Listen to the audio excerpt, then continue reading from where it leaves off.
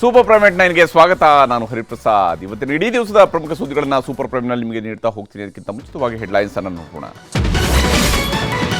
5 ವರ್ಷವೂ ನಾನೇ ಮುಖ್ಯಮಂತ್ರಿ ಅಂದ್ರು ಸಿದ್ದರಾಮಯ್ಯ, ಸಪೋರ್ಟ್ ಮಾಡ್ತೀನಿ ಅಂದ್ರು ಡಿಸಿಎಂ ಡಿಕೆಶಿ. ಆದ್ರೂ ನವೆಂಬರ್ಗೆ ಬದಲಾವಣೆ ಅಂತಿದೆ ಬಿಜೆಪಿ.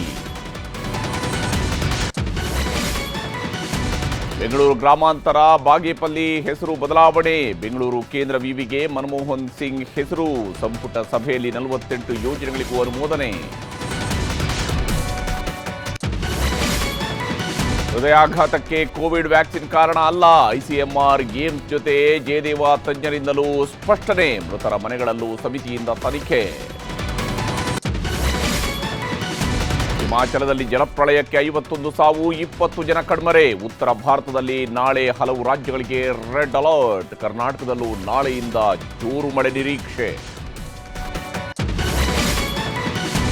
ಟ್ರಂಪ್ ಕನಸಿನ ಮಸೂದೆ ಅಂಗೀಕಾರ. ನಾಟಕೀಯ ಬೆಳವಣಿಗೆ ಮಧ್ಯೆ 1 ವೋಟ್ನಲ್ಲಿ ಬಿಲ್ಗೆ ಅನುಮೋದನೆ. ಕಾಯ್ದೆ ಜಾರಿಯಾದರೆ ಭಾರತೀಯರಿಗೂ ಸಂಕಷ್ಟ ಸಾಧ್ಯತೆ.